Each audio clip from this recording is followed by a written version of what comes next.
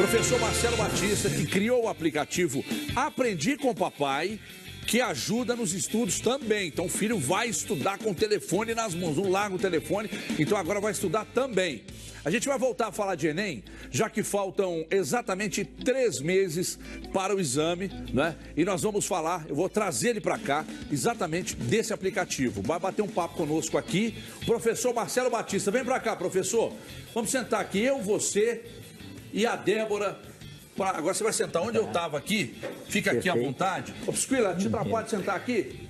Pode sentar tranquilo? Então vamos bater papo aqui, nós 3. Professor, você conhecia o método da Débora? Já tinha assistido os vídeos, escutado falar? Na verdade, eu já acompanho a Débora há algum tempo. Né? Sério? A Débora, ela foi minha aluna por 2 anos na época de escola.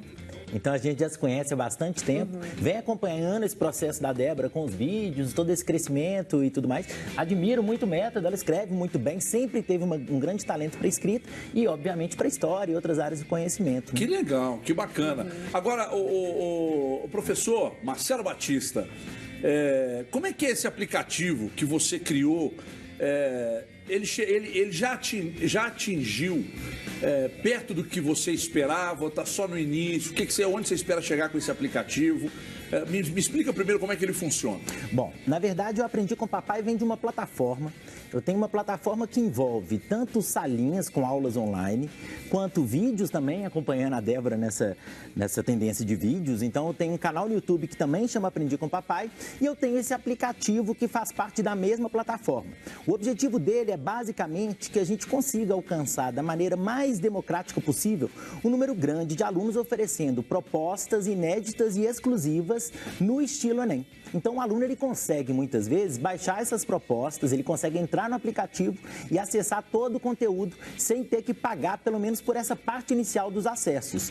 Hoje nós contamos com um público bem considerável, já temos mais de 10 mil alunos cadastrados na nossa plataforma e eu sinto que fizemos aniversário de 1 ano ontem e nesse tempo eu consideraria que o crescimento foi muito legal também. 10 mil inscritos. 10 mil inscreve no aplicativo e aí ele consegue ter acesso aos temas, ele consegue ver tudo que tem nos aplicativos e aí depois que ele tem acesso a esse conteúdo, ele pode especificamente mandar os textos para correção. Então, quando ele manda o texto para correção, que a gente tem uma plataforma exclusiva de correção, nessa plataforma, caso ele envie os textos, aí sim ele precisa pagar por isso, entendeu? Ele paga, ele baixa o aplicativo, mesmo antes de pagar, ele já baixa. Ele baixa o aplicativo. Quando ele baixa o aplicativo, então ele tem algumas coisas que existem, alguns benefícios que existem no aplicativo, até um certo ponto ele não paga. A partir dali, que é onde você está dizendo, ele começa a pagar e paga quanto? Exatamente. Na verdade, o que acontece? O aluno ele pode, se ele quiser, utilizar só a parte gratuita do aplicativo. Ele pode determinar, por exemplo, que ele vai querer somente ver as propostas e utilizar no cursinho, no colégio, tirar dúvida com o professor dele. Ou então, caso ele queira, ele pode baixar uma assinatura. Ele pode baixar um plano mensal, trimestral, semestral ou anual. O preço das correções ele varia entre R$ 3 e R$ 5 por texto, de acordo com o plano que o aluno oferece. Entendi. Agora, Débora, você estuda usando também tecnologia? Então, é uma coisa que ninguém estava acostumado antes, mas agora que a internet virou o nosso braço direito, agora a gente está acostumando com isso, assim. Antes eu não usava, eu desligava o celular para estudar, mas agora virou uma super ferramenta de estudos, assim.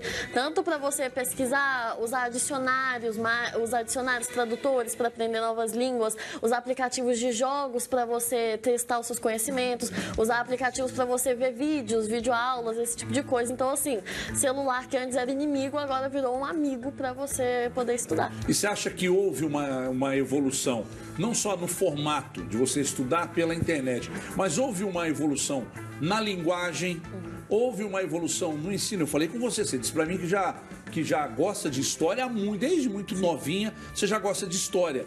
Mas a história, aquela história romântica que eu aprendi na escola, honestamente, né?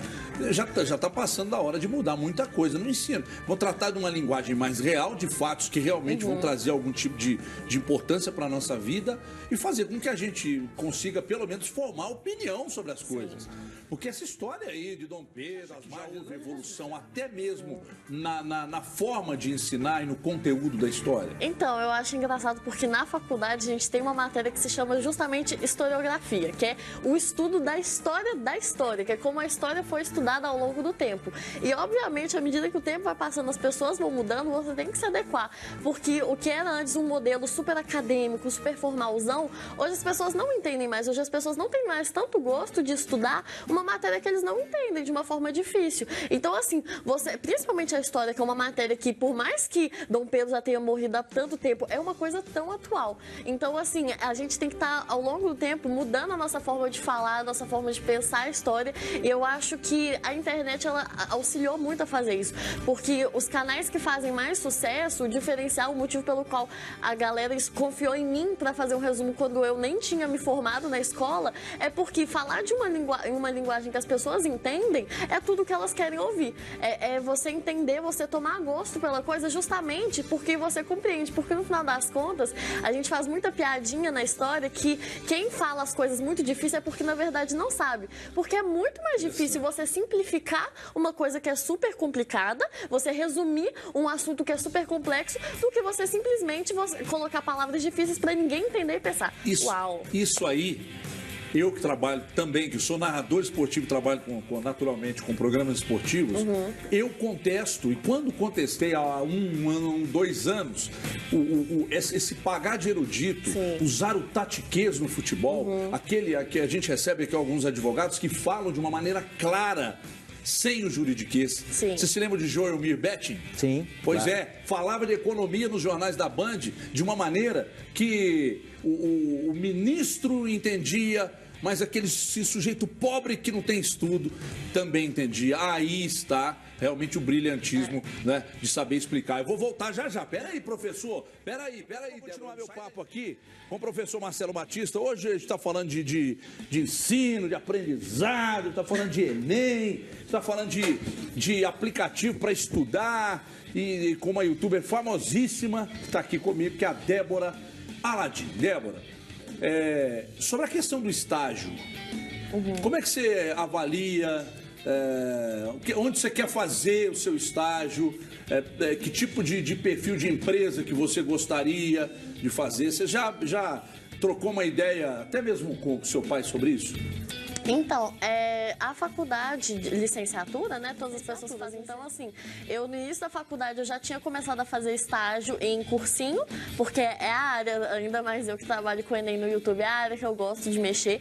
Então, eu já tinha começado a dar monitoria, ajudar os alunos a tirar dúvidas, e agora também vai ter o estágio da faculdade, que a gente faz principalmente em escolas públicas, para realmente estar lá como um braço direito para o professor, ajudando a preparar a aula, e é um aprendizado muito grande, porque você vê tanto como do ponto de vista do aluno, porque você vê o professor dando aula, quanto você vê os bastidores, assim, você vê a preparação da aula, tudo que tem que ocorrer, a correção de provas e tal, todos o emaranhado de situações que acontecem em sala de aula que às vezes a gente nem imagina e nem se programa para passar por isso. Professor, você fez estágio onde? Eu fiz, ao longo do meu curso, vários estágios, todos eles trabalhando com pré-vestibulares, que é a área que hoje eu me dedico mais. Então, eu tive essa oportunidade de aprender em vários locais diferentes a respeito de como eu poderia dar aula, trabalhar diretamente com a redação, que é o foco hoje do meu trabalho. As pessoas que fazem estágio, que se apresentam como muito interessados por tudo que é tratado na empresa onde está fazendo, essas pessoas saem na frente. Porque tem gente que vai fazer estágio, mas não se liga. Não leva a sério, não se dedica, não se envolve. Aí, nasce aí o interesse, nasce aí um grande profissional, né, professor? Sim, é importante que a gente perceba que o estágio ele é uma oportunidade, na verdade, de ser empregado pela empresa no futuro. É uma oportunidade de crescimento, é uma oportunidade, muitas vezes, que o estudante tem de aprender, de fato, o que gostaria de fazer. É até também uma oportunidade de conseguir começar a direcionar a carreira, né? Muitas vezes, se o estudante percebe que ele gosta mais de uma determinada área e está tendo oportunidade, é muito comum que ele comece a ter esse crescimento no estágio e a partir daí ele já, muitas vezes, seja até efetivado na empresa que ele começou trabalhando, né? Ô, Débora, diz uma coisa, daqui a pouco eu vou falar de uma promoção que vai rolar aqui no Brasil, gente, mas antes só, pelo menos nesse momento, a última pergunta para você. O que você pretende, quando você se formar, o que você quer efetivamente fazer? Estou dizendo assim, você vai dar aula, mas tá, você quer continuar dando aula pela internet? Não, eu pretendo trabalhar numa faculdade, e aí? Assim, é uma dúvida existencial que eu tenho, né? Mas eu comecei a fazer faculdade, a cada dia que eu passo eu percebo que eu gosto muito de dar aula. Daqui a pouco eu quero que vocês me digam qual a maior dificuldade para a preparação dos alunos para o Enem. Mas antes, rapidamente, eu quando estudava, eu tinha os professores que eu gostava mais e com eles eu aprendia mais. As aulas eram agradáveis, porque eu gostava dos professores, e os professores malas que eu tinha, os xaropes, então era muito chato, né? Modorrento, enfadonho e tal. Hoje mudou muito, mas os professores que eu gostava, eu aprendia mais. Isso se aplica até à minha filha hoje. Não posso falar o que ela fala, senão a professora da matéria que ela não gosta vai brigar com ela lá. Está na hora de mudar, já está mudando. As pessoas que estão se formando e partindo para o mercado de trabalho, para entrar numa sala de aula e ensinar, elas estão com essa preocupação no preparo? Há profissionais e profissionais hoje no mercado, né? Temos ainda aquela escola de professores mais antiga, de pessoas que ainda pensam que dar aula precisa ser nesse aspecto tradicional, somente quadro, giz e com toda aquela tradição. Na verdade, temos outros grupos que já começam a perceber, principalmente essa influência da internet, das redes sociais, da utilização de aplicativos, vídeos e o crescimento desse outro tipo de lado. Hoje tem sido muito comum professores que fazem projetos, por exemplo, você falou do Terra Negra, que é um projeto espetacular. Professores, por exemplo, que desenvolvem canais igual a Débora, igual tem também o canal Aprendi com Papai. É muito comum que os professores comecem a ver novas vertentes para a educação como um todo. Mesmo assim, ainda tem muita gente que está nesse lado tradicional pra caramba da educação. Eu tinha uma professora brava pra caramba, a dona Getúlia, de português, mas eu gostava dela. E ela brigava. Menino burro! E ainda assim eu gostava dela. Hoje se fala chamar de burro, é processada. Ô Débora, diz uma coisa. Quais as principais dificuldades que você nota nos vídeos que você faz? Eu acredito que você tenha essa interação. As principais dificuldades para os alunos que querem fazer o Enem. Eu acho que o principal problema que pega todo mundo, não só a galera que está estudando para o Enem, mas a galera que estuda em geral, é ter um ritmo. Porque, principalmente em vestibular, você tem que manter o ano todo estudando, você tem que aprender uma matéria em fevereiro e lembrar dela em novembro. E não é todo mundo que tem energia, que tem ânimo e tem um plano bom de estudo que você consiga ter energia e manter os seus estudos o ano inteiro. Então, assim, eu acho que o principal problema de muitos alunos é que começam muito animados e vão se cansando ao longo do tempo, mas isso é uma coisa que um bom plano de estudo, um bom cronograma, uma motivação é 100% capaz de mudar. Até porque tem uma cobrança, a pessoa ela sabe que ela precisa ter um resultado bom. Então, assim, se você planejar os seus estudos, ter um cronograma que às vezes você não pegue tão pesado no início do ano para você conseguir o ano inteiro distribuir os seus estudos. Diz uma coisa, professor Marcelo Batista, que criou o aplicativo Aprendi com o Papai, que ajuda nos estudos aí para o Enem, qual a principal dificuldade na sua avaliação para quem quer fazer o Enem? A Débora já falou muita coisa. Os alunos eles sofrem principalmente por essa falta de organização. Às vezes o aluno se dedica demais em determinado momento do ano e não consegue ter energia para estudar no ano inteiro. Às vezes o aluno não sabe direito como montar um plano de estudos adequado para que ele consiga, de fato, aproveitar do tempo que ele tem e sobreviver, inclusive, ao longo do ano. É importante que o aluno saiba que ele tem que estudar sim, mas ele também precisa de ter tempo para passear com os colegas, para viver, para fazer as outras atividades cotidianas. Muitas vezes o aluno tem dificuldade de administrar essas possibilidades durante o ano do vestibular especificamente. Professor, quem não tem condição, quem não tem grana, aquela pessoa que mora na periferia, que tem dificuldade com locomoção, que não tem uma boa alimentação, ainda assim ela consegue ter um bom acesso ao estudo? Ela consegue ter um bom acesso, principalmente pelo que nós temos hoje com a internet, com outros meios de comunicação que auxiliam muito nesse processo. Óbvio que é sempre recomendável que o aluno tente ter pelo menos uma possibilidade de ter um professor com o mínimo de proximidade, que isso ajuda muito também. Mas o estudo online hoje ele já desempenha um papel muito importante nessa formação. E aluno tem que alimentar, senão não aprende. Se não comer, não aprende. Ô Doris, fica marcando a mão dos meninos aí para não repetir merenda aí em São Paulo, coisa feia. Deixa eu só terminar o papo com os meus convidados aqui. Professor Marcelo Batista, para a gente encerrar, que tipo de conselho você daria, de orientação você daria para os alunos que estão em casa, que vão passar pelo Enem e que estão nervosos, preocupados, enfim, tipo de orientação que pode ser dada? Bom, é importante que o aluno perceba principalmente que o nervosismo nesse momento é uma situação que só vai, de fato, atrapalhar no rendimento, no estudo. É importante que ele tente se organizar para estudar o máximo possível nesse tempo que ele tem, principalmente sem esquecer de fazer o básico das atividades cotidianas. Que o aluno possa se divertir, que ele possa viver também além de estudar, mas que ele tenha um estudo bem organizado para tentar ter o melhor rendimento possível. Claro, utilizando as tudo para que eles consigam ter um desempenho melhor ainda. O seu aplicativo está nos dois sistemas, Android e iOS?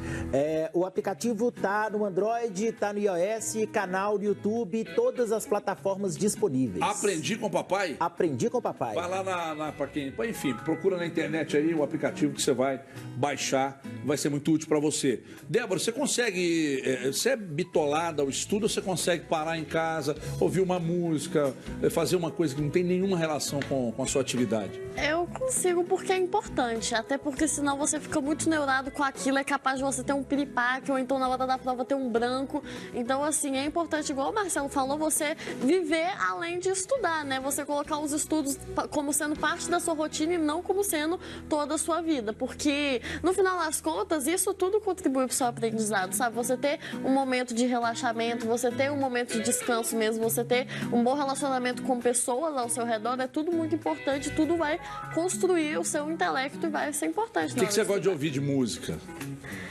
Eu gosto de música alternativa, assim, eu sou bem indie. Mas o quê?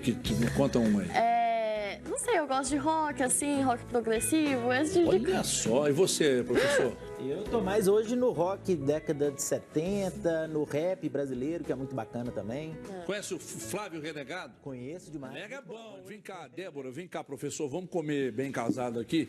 Vocês têm alguma restrição? Nenhuma. Nenhuma. Eu acho que então, já Muito que não tem, antes, pelo contrário. Já que não tem restrição, acho que um pra cada, né? Fica de bom tamanho. Então, Débora, escolha aí o seu. Pode ficar. Já que, ó, você quer escolher esse aqui com cobertura de doce de leite, com doce de leite nas laterais? Você que tá escolhendo pra mim. Esse aqui pode ser? Pode. Ou eu forcei a barra? Não, pode. Professor, pega o outro aí, vamos experimentar. Você gosta de bolinho doce assim, professor? Gosto muito. Vamos lá então, vamos experimentar, hein? O Everton. Tá gostoso, Débora? Não precisa nem falar, tá bom, professor? Excelente.